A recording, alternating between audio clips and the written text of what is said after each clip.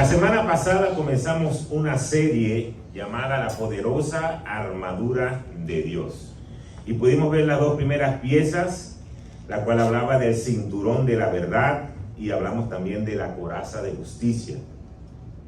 Y cuando vemos la coraza de justicia, es la pieza de la armadura que protegía los órganos vitales de ese soldado durante la batalla, para poder estar en contra del enemigo y que por ningún lado pudiesen atacarlo y pudiesen sorprenderlo. Igualmente la palabra, la justicia, protege todo lo que el hombre necesita para su existencia espiritual. No se trata de ser perfectos, sino de ser justos, de respetar y obedecer lo que dice la palabra de Dios. Pero también vimos el cinturón de la verdad, que es la palabra de Dios. ¿Por qué? Porque la verdad es una verdad absoluta, es la verdad de Jesús, es la verdad que está escrita en la palabra. Y cuando creemos esa verdad, dice la palabra que la verdad nos hará libres, libre de culpa, libre de pecado. Pues esas dos piezas de la armadura son muy importantes para prepararnos para la batalla. Pero hoy estaremos viendo las siguientes dos de esta armadura. Por eso les voy a pedir que puedan buscar el libro de Efesios en el capítulo 6 y vamos a leer el verso 15 y el verso 16.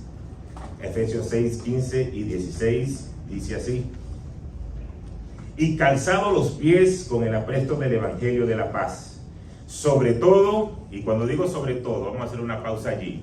Agarren esa palabra sobre todo y déjenla guardada ahí en el bolsillo donde está su corazón. Sobre todo, porque esa nos va a servir más adelante. Tomad el escudo de la fe, con que podáis apagar todos los dardos de fuego del maligno. Padre, gracias por este tiempo, gracias por tu palabra. Gracias, Señor, porque seguimos aprendiendo de ella. Podemos vestirnos con esta armadura para estar preparados ante cualquier guerra espiritual. Creo, Señor, que saldremos fortalecidos en este tiempo y esta serie que has preparado para la iglesia nos va a ser de gran bendición. Así que pongo este tiempo en tus manos y que sea voz de Dios y no de hombre, en el nombre de Jesús. Amén y amén. Pues la tercera pieza que nos habla el apóstol Pablo es el calzado. Y cuando describimos esta pieza de la armadura, es una expresión que va más allá de lo que podemos leer en la palabra. Porque dice el calzado con el apresto del evangelio de la paz. Pero muchas veces nosotros decimos el calzado del evangelio. O otras veces decimos el calzado de la paz. Pero cuando uno usa la frase completa, es realmente donde está el valor y la importancia. Ahora, cuando vemos el resumen de lo que es el calzado, lo que traía al soldado era firmeza. Él tenía que estar bien firme para estar en la batalla. De ahí radicaba todo. Él no podía estar caminando incómodo, no podía sentirse incómodo, no podía estar pensando el zapato me queda bien, o me queda mal, o me queda grande, o me queda apretado. Él tenía que tenerlo bien para poder estar firme en medio de la batalla. Ahora, eso es lo que es el calzado para el soldado romano. Ahora vamos a llevarlo a lo espiritual. Y cuando vemos Efesios 6:15, esta palabra apresto viene de la palabra griega etoimasia, que quiere decir trono vacío. Es el significado de esa palabra. Entonces, cuando yo estaba buscando un poco la definición en algún comentario bíblico, pude conseguir que lo que decía es que el evangelio mismo ha de ser sólido cimiento del creyente, estando su manera de vivir en conformidad con él y por ello un testimonio de él. El creyente tiene que llenarse de la palabra de Dios, pero tiene que ser un testimonio de todo el que lo está viendo. Entonces nosotros, como el pueblo de Dios, no nos podemos quedar callados ante esta verdad. Debemos predicar la palabra de Dios, porque hay alguien que necesita escuchar una palabra de salvación, una palabra de vida eterna, una palabra de paz. En medio de una dificultad, la gente necesita escuchar lo que Dios tiene que decir. Por eso no nos podemos quedar callados, debemos compartir la palabra. Ahora, hay un engaño que el enemigo muchas veces usa para nosotros no compartir la palabra. ¿Y saben cuál es? Es que como a mí me está yendo medio mal ahorita, y quizás no tengo los recursos económicos que yo quisiera tener, o no estoy trabajando en el lugar donde yo quisiera trabajar, o tengo problemas en mi casa con mi esposa o con mi esposo, o las cosas no me están saliendo bien, ¿cómo yo le voy a hablar a alguien de Dios?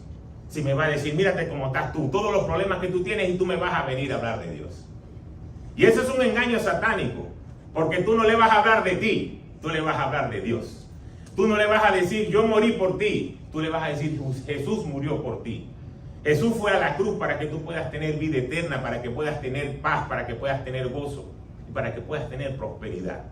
Pero el enemigo nos empuja a quedarnos callados, porque no nos sentimos capaces de predicar la palabra de Dios. Pero Jesús vino a compartir ese evangelio. Por eso nosotros debemos, en medio de nuestro mundo, hablarle a la gente de la paz que el Señor nos puede dar. En un mundo tan convulsionado de tantas cosas, el hablarle de Dios puede traer paz y confianza a las personas. Lo que pasa es que muchas veces nosotros percibimos la paz como un periodo donde no se está librando ninguna guerra activa. Pero la Biblia nos muestra que la paz es mucho más que la ausencia de un conflicto. La paz proviene de la unidad y la cercanía que nosotros podemos tener con Dios. Como dice aquella canción, puedes tener paz en medio de la tormenta. Eso es lo que tenemos que mostrar nosotros al mundo. Por eso debemos calzarnos para poder llevar el evangelio de la paz. No te quedes con eso guardado. Cuando tú estás viviendo el propósito de Dios en tu vida, dile a la persona que está a tu lado, en medio de tu proceso vas a tener paz. Pero ¿qué dice la palabra? Vas a tener paz en medio de tu proceso. ¿Cuándo? Cuando estás viviendo el propósito de Dios. Si tú estás medio turbulento y no estás viviendo el propósito de Dios, amárrate al cinturón. Ese cinturón que le di de la verdad, amárrenselo. Porque no estás haciendo lo que Dios te llamó a hacer. Pero cuando tú estás en el propósito de Dios, en medio de tu proceso, vas a tener paz. Si no, de lo contrario, va a ser muy difícil de que podamos llevarlo hacia adelante. Podemos llevar nuestra vida confiados en que, aparte de los problemas, Dios está al control de cada una de las cosas.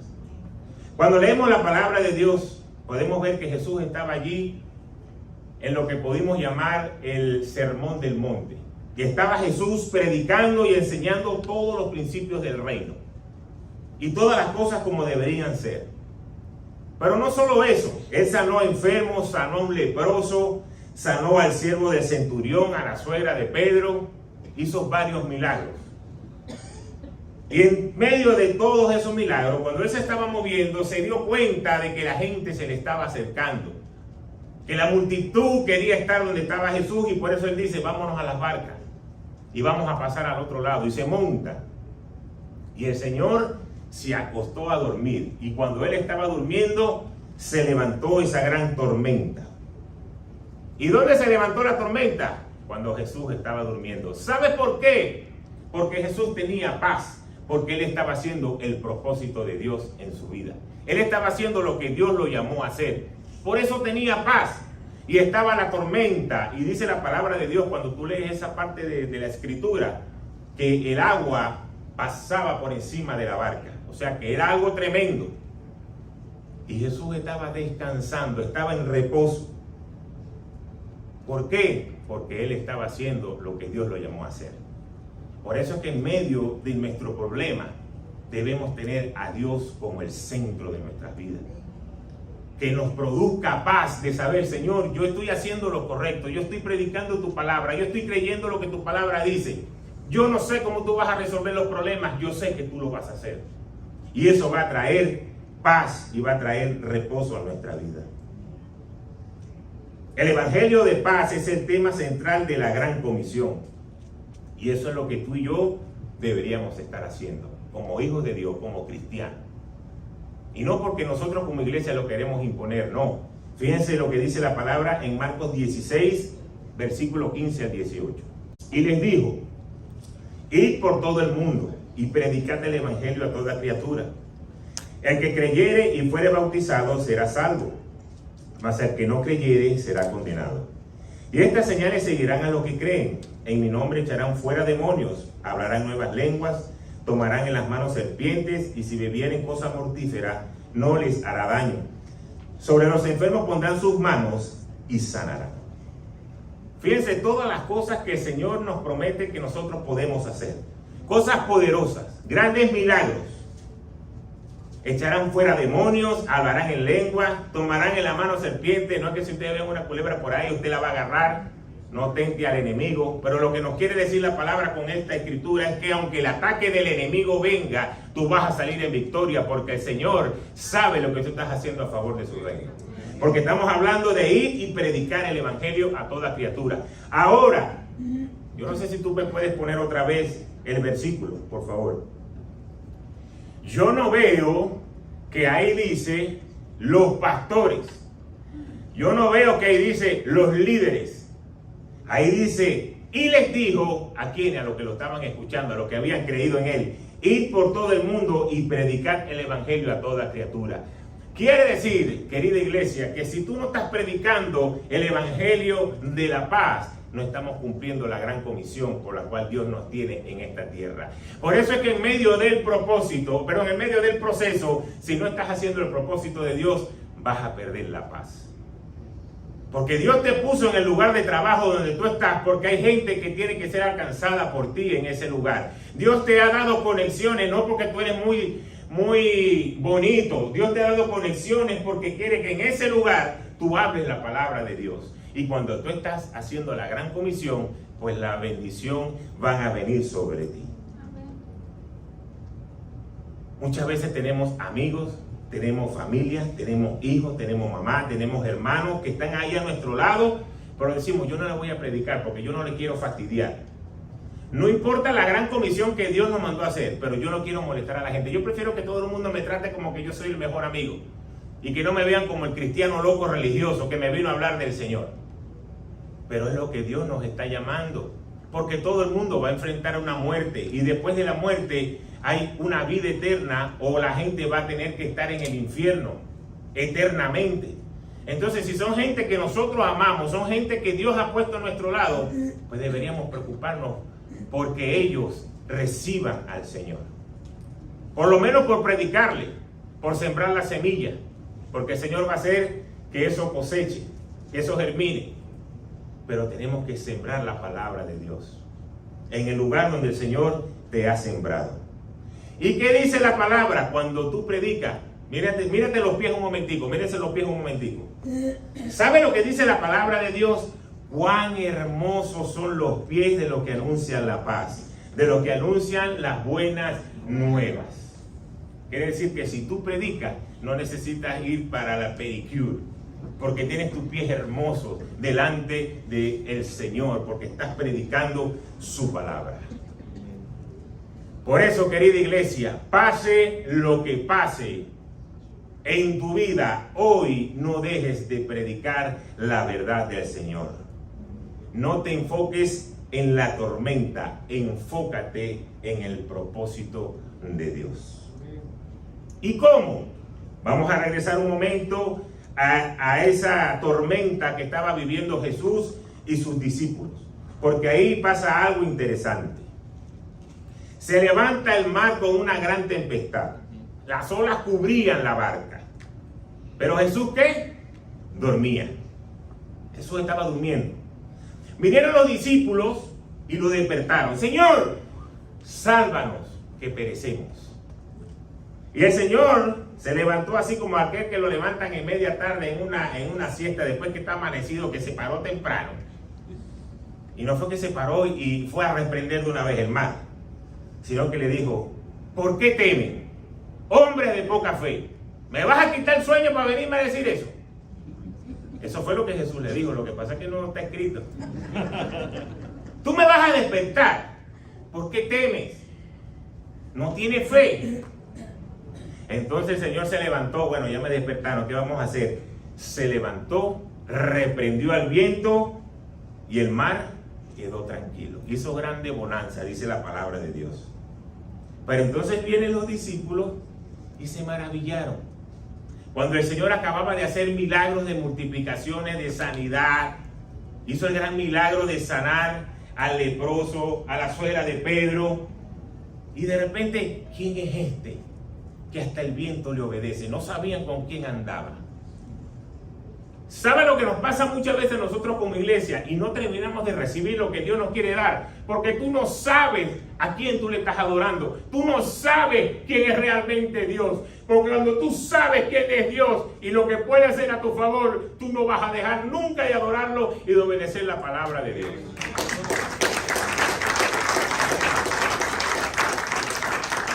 El Señor hace milagros en tu vida, el Señor te sana, el Señor te prospera. Y de repente dices, ¿y quién es este?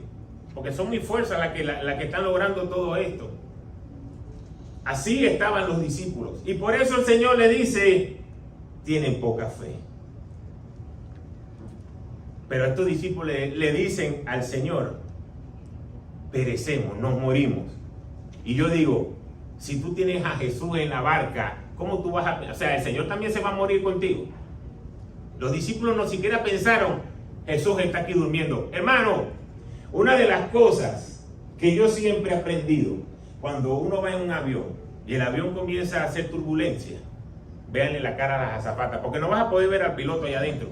Véanle la cara a las azafatas. Si las azafatas están jorungando el teléfono y están con risita o se están maquillando, usted esté relajado. Usted esté relajado, porque ahí el avión puede estar en tremenda turbulencia y no va a pasar nada. Cuando ese avión está en turbulencia y tú veas que las azafatas se ponen el cinturón de seguridad y se sientan y tienen la cara así de seriedad, comience a orar. Porque la cosa no está muy buena. Entonces, ¿qué le quiero decir yo con eso? Si estás en medio de la tormenta y tenías a Jesús acostado y Jesús está durmiendo, yo hubiese sido los discípulos y digo, mi hermano, Jesús, el Rey de Reyes, está durmiendo. Vamos a dormir todos. Cuando Él se levante, que Él vea qué va a hacer. Porque Él no va a morir aquí. Él está en el mismo barco que estamos nosotros. Pero muchas veces limitamos nosotros mismos el poder de Dios, porque como yo veo que es imposible para mí y que no lo voy a lograr y que no lo voy a alcanzar, entonces limitamos el poder de Dios y creemos que Dios tampoco es capaz de darnos eso por lo cual nosotros estamos orando. Entonces es algo que yo veo en esta parte de la palabra que me llama mucho la atención, y es la fe. Porque cuando el Señor se levanta, lo primero que le dice es, hombres de poca fe. Cuando tú estás en medio de un problema y tú crees que ese problema te va a derrumbar y que tú no tienes un Dios poderoso que es capaz de levantarte, Dios dice, hombre de poca fe. Tú no sabes lo que yo hice por ti. Clama a mí y yo te responderé. Búscame para que me encuentres y yo te voy a dar la salida. Y ahí mostramos, yo tengo fe en medio de este problema. Porque la palabra nos enseña que sin fe es imposible agradar a Dios. Y no es que dice que es difícil, va a ser muy difícil que si no tienen fe no agraden a Dios. No, la palabra dice que es imposible. Para agradar a Dios tenemos que tener fe. Y ahí llegamos a la cuarta pieza de la armadura, el escudo de la fe. ¿Y para qué se usa ese escudo de la fe? Para poder apagar todos los dardos de fuego del maligno. Recuerda que estamos en una guerra espiritual. Quieras o no, la veas o no, estamos en una guerra espiritual. Porque debemos estar vestidos con esta armadura de Dios para estar preparados. ¿Y cuáles son los dardos que lanza el enemigo? Los dardos que lanza el enemigo siempre son la maldad y la duda. ¿Por qué? Porque si el enemigo logra hacerte dudar, tu fe se viene al piso. Si tú crees lo que Satanás pone en tu mente, tú vas a dudar del poder de Dios. Tú vas a dudar de que vas a poder recibir eso por lo que estás orando. Y tu fe se viene al piso. Pues nosotros debemos estar preparados con el escudo de la fe para poder apagar todos los dardos de fuego del enemigo. Ahora, como le he descrito cada pieza, también voy a describir el escudo. El escudo era parte central de la defensa del soldado. Y los primeros eran de una forma rectangular y redondeada en las puntas. Así nos enseña los escritores que era el escudo en esa época. Y por lo general estaba hecho de 2 láminas de madera pegadas juntas. Y luego estaba cubierta con lona y con cuero. Y es interesante cuando tú lees la palabra y cómo vas aprendiendo estas cosas. ¿Sabes por qué estaba cubierta de lona y de cuero? ¿Ustedes se imaginan por qué? Porque esa lona la mojaban con agua y cuando venían los dardos llenos de fuego y pegaban en el escudo, ese cuero lleno de agua los apagaba. Entonces tenían que sumergirlo en agua para rechazar el dardo lleno de fuego. Tú te tienes que sumergir en la palabra de Dios para que puedas resistir los ataques del enemigo. Cada pieza tú la vas a poder usar, pero tienes que activarla. No va a funcionar sola. Entonces, este escudo pesaba aproximadamente unos 10 kilos y tenía 1 metro de alto y 75 centímetros de ancho. Y algunos tenían un metal cruzado al frente del escudo que también servía no solamente para escudo, sino también servía para empujar, para defenderse cuando estaban ahí cuerpo a cuerpo que estaban cerca. Pues este escudo era algo muy poderoso. Entonces, eso es lo que es el escudo de los romanos. Ahora vamos a llevarlo a la parte espiritual, que es la fe. Porque es importante entender su significado. Porque hablamos de fe, hablamos de fe, hablamos de fe. Y el autor de Hebreos describe la fe de una manera muy especial para que nosotros la podamos entender. Y vamos a buscar la palabra en Hebreos 11, 1 al 2, los primeros 2 versos. Dice: es pues la fe, la certeza de lo que se espera, la convicción de lo que no se ve, porque por ello alcanzaron buen testimonio los antiguos. Entonces la fe es algo que tú crees, algo que tienes una convicción inquebrantable de recibir la promesa de Dios, aunque no la veas. Es algo complejo. Tenemos que practicarla, tenemos que ejercitarla. Hay que ejercitar la fe, hay que fortalecerla. Es como un músculo. Tú quieres fortalecer un músculo, tienes que ir al gimnasio a trabajar para que el músculo fortalezca. La fe, todos los días tenemos que fortalecerla. Y aunque no veas y no sepas por dónde va a venir el milagro, cuando tú crees y tienes la certeza que lo que estás esperando va a llegar, eso se llama fe. Yo siempre pongo el ejemplo más práctico de fe, que no tienes que complicarte mucho la vida. Tú abres una lata de refresco, para no decirle ninguna marca, la abres y tú estás confiado que lo que dice afuera es lo que tú te estás tomando.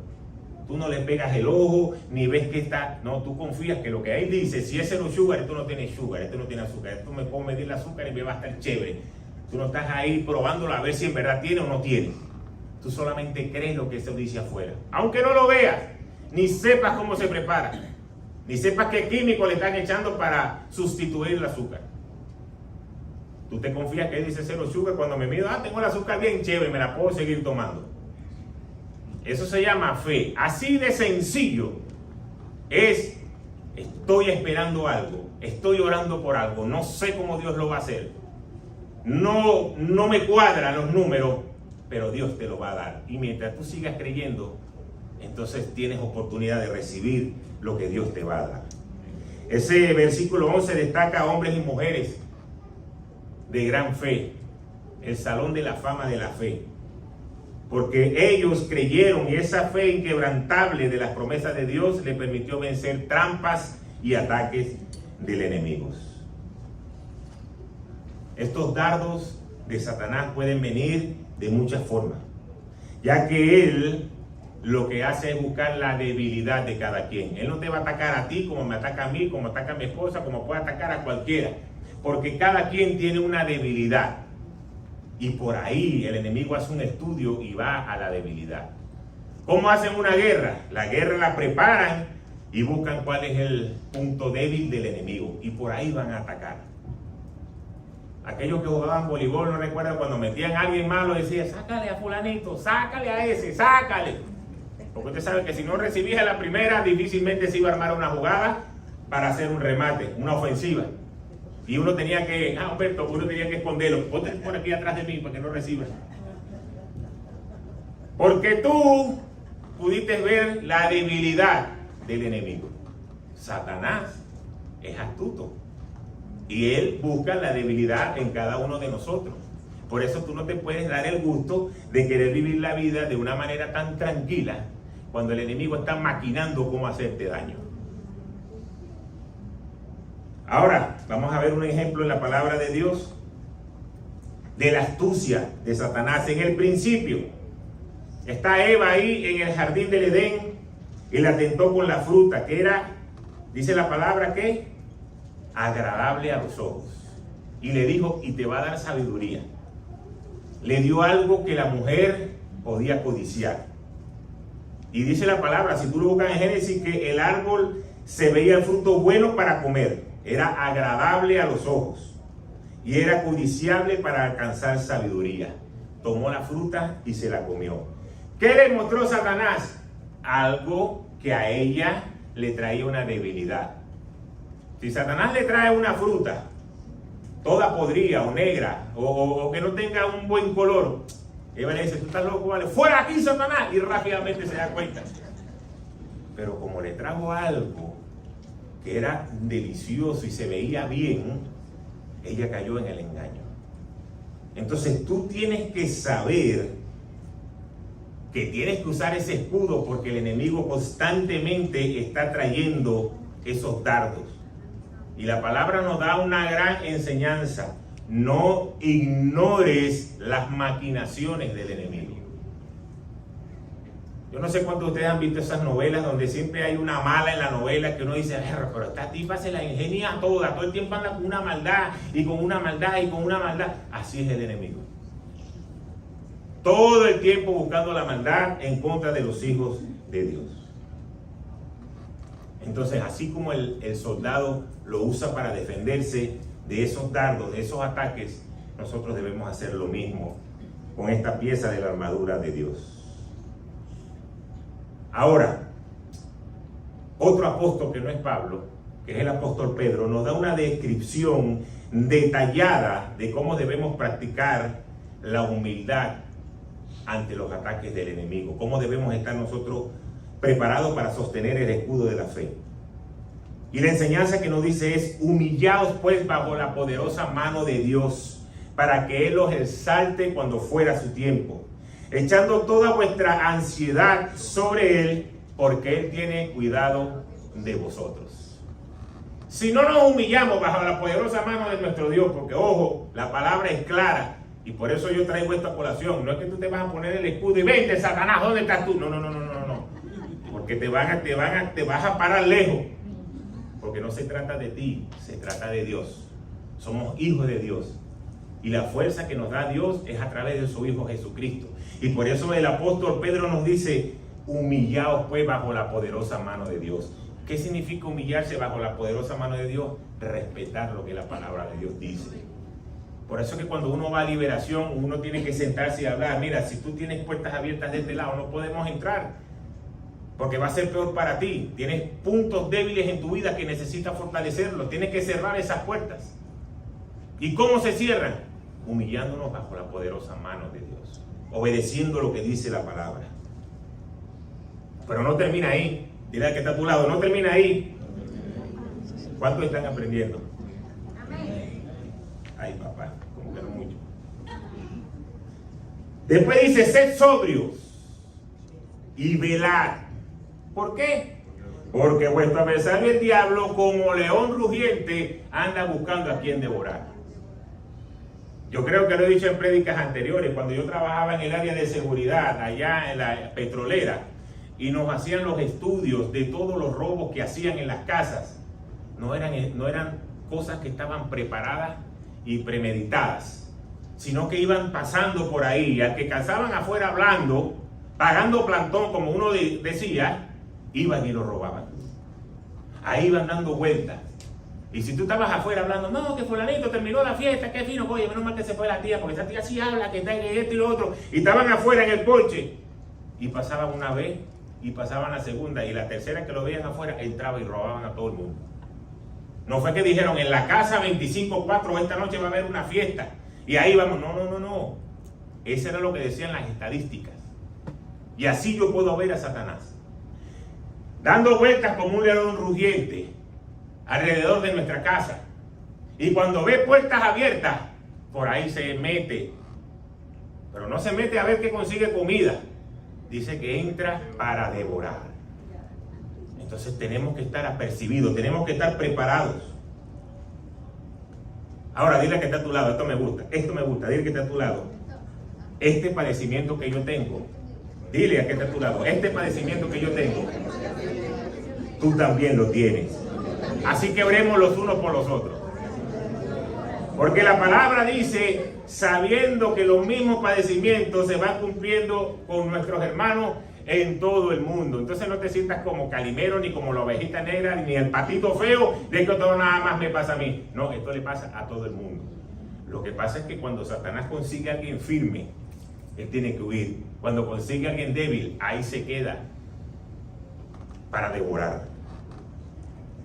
Pero termina el apóstol Pedro con una gran bendición. Mas el Dios de toda gracia, que lo llamó a su gloria eterna en Jesucristo, después que hayas padecido poco de tiempo, quiere decir que no va a eliminar el que pases tu proceso, por si acaso. Pero dice, después que hayas padecido poco tiempo, Él mismo te va a perfeccionar, te va a afirmar, te va a fortalecer y te va a establecer. ¿Por qué? Porque resististe al enemigo teniendo la fe en el Señor. El Dios no te va a quitar el proceso, pero sí va a estar contigo en medio de él. Así como estaba Jesús en la barca en medio de la tormenta. Ahora, recuerden que cuando leímos el versículo al principio le dije que tomaran el sobre todo. Ahora que lo vamos a sacar, saquen la tarjeta del sobre todo. Porque en Efesios, cuando lo leemos, el apóstol Pablo hace énfasis de que sobre todo, necesitamos tomar el escudo.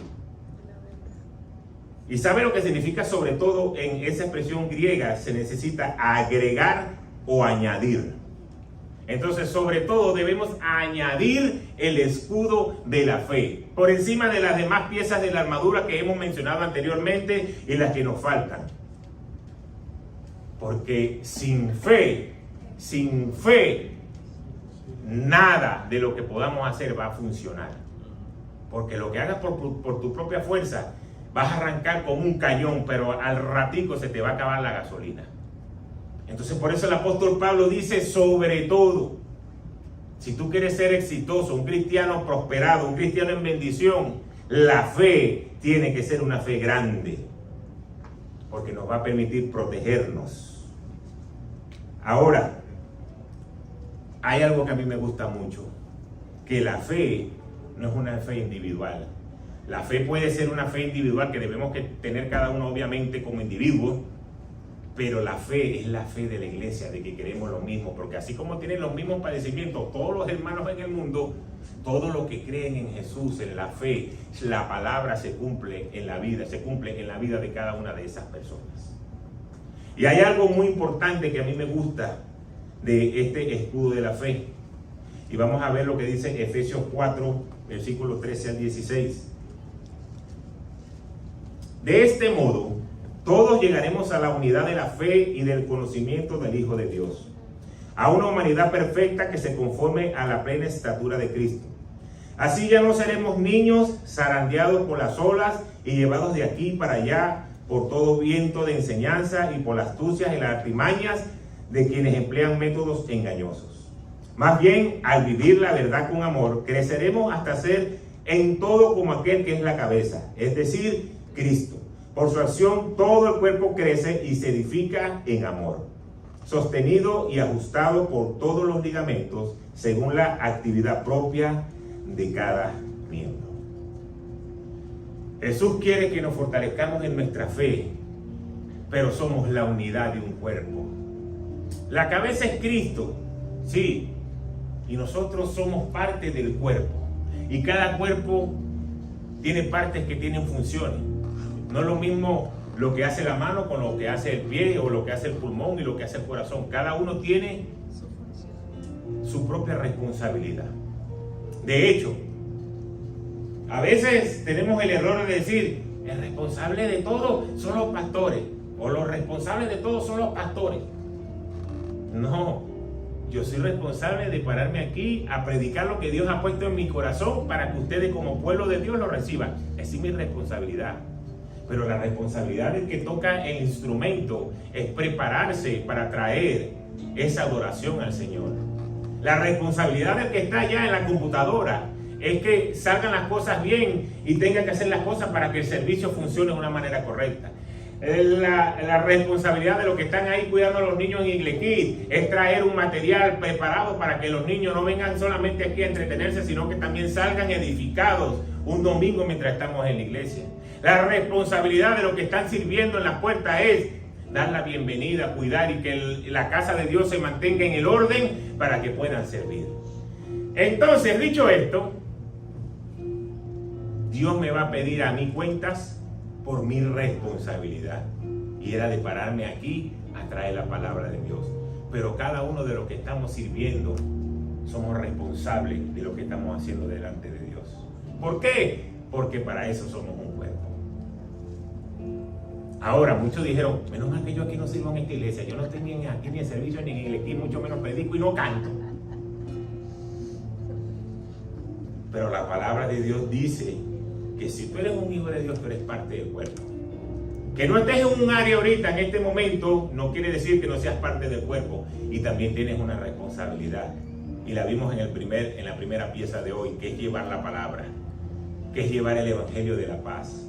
Que otros puedan conocer a Jesús a través de ti, de tu testimonio. Por eso debemos guardar el testimonio de lo que hacemos. Porque mucha gente se va a convertir al evangelio más por lo que hacemos que por lo que decimos. Entonces tenemos responsabilidades, pero cuando trabajamos en equipo como iglesia y le cerramos la puerta al enemigo, ¿sabe lo que sucede? Vamos a poder rechazar todo ataque que va en contra de la iglesia de Dios. Cuando esos soldados estaban en guerra, y ustedes se pueden imaginar que iban a buscar a invadir una ciudad que normalmente estaba protegida por muros, y casi siempre de las partes de arriba tenían soldados que iban tirando flechas. ¿Saben lo que hacían esos soldados? Ellos formaban algo que se llamaba la formación testudo, que se le conoce también como la formación de la tortuga. ¿Y qué era lo que esto implicaba? Que ellos se disponían a hacer una formación de una manera cuadrada y hermética. ¿Por qué? Porque ellos se ponían de esta manera como un cuadrado y todos levantaban el escudo. Quiere decir que por donde viniesen las flechas le estaban cuidando la espalda al que tenían atrás. Como hijos de Dios, nosotros debemos cuidarnos las espaldas de los ataques del enemigo, porque el enemigo lo que quiere traer es la confusión, la duda y la división en la iglesia. Pero hay algo que me gusta mucho cuando yo estudiaba esta parte de la palabra. Y escucha bien porque es palabra de Dios. A veces nosotros pensamos, ese es el problema de él. Él vea qué va a hacer con su vida. Yo estoy bien. Pero imagínense que estamos en la guerra y que tú estás haciendo esa formación testuda y comenzamos a avanzar con el escudo arriba, cuidándonos de todo. Si yo digo, a mí no me importa que de atrás yo voy a proteger, yo me voy a cuidar yo. Pero ¿sabes qué pasa si una flecha pasa y le da la espalda al que está detrás de ti? Ahora tu espalda estaba al aire libre porque no tienes que te proteja. Porque el que te protegía atrás cayó a tierra. ¿Por qué? Porque tú dices, a mí no me importa. Pasó esa flecha y lo mató. Ahora no tienes a nadie detrás de ti que te cuide tu retaguardia.